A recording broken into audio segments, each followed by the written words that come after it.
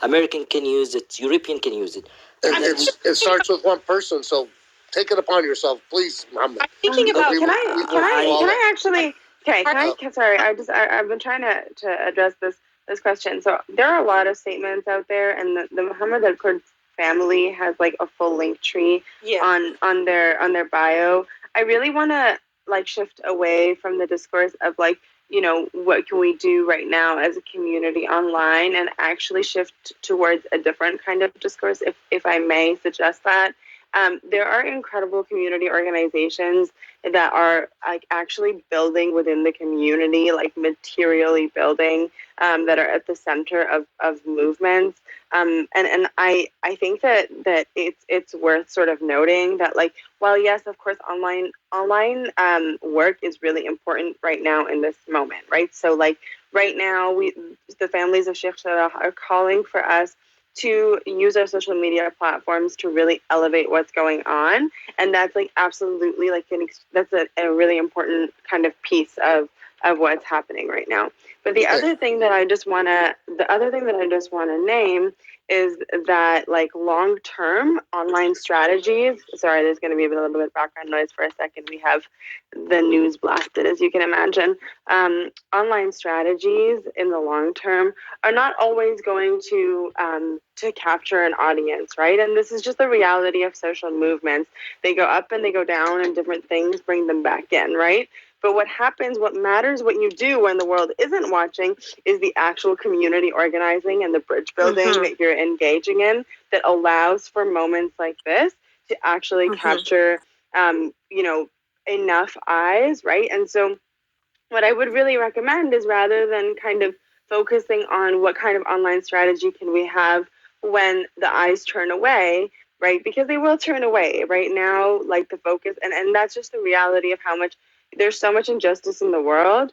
And there are so many ongoing issues, and a lot of us live in countries that are settler colonial nations, that we also need to be like working to do other things aside from just focusing on Palestine, right? Like organizing with land back movements, organizing with Black Lives Matter movements, etc. And so the question for me is, right now, while the world is watching, I think we have the hashtag, we have the eyes, we've seen so much support, and I'm so grateful for all the support we've seen, right? So we've seen like celebrities, like I just realized today that like people like Viola Davis even posted about Sheikh Jarrah, which like I didn't realize that like it was really capturing this much this much kind of big profile attention.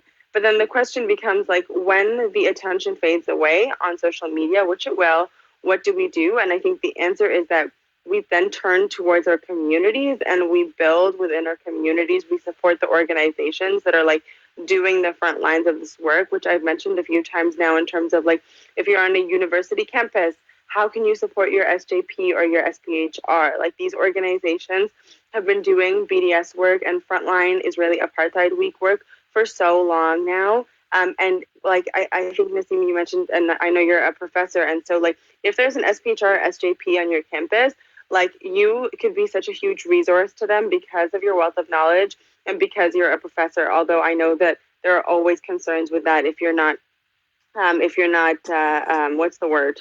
Tenured. Like tenured, that's the word. Thank you. It's been a long day, right? And so, but like how, like I remember when we were doing BDS organizing, like professors were such a huge asset to us for that very reason, right? And so like, how can you support, and how can you like support movements within your community?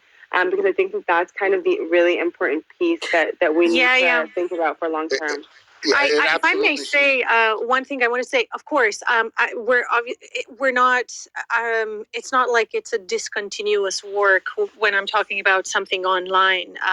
I was mentioning something very particular in terms of a hashtag that stings, so that it would also act as an educational tool, so that it would, target the desensitization that is going on with particularly the Palestinian cause, and also demand accountability. This is something that when I got in, I was just thinking about this. Would this be along the lines of Good Alliance and being an accomplice in this whole thing? And again, we did something with the Iranian case.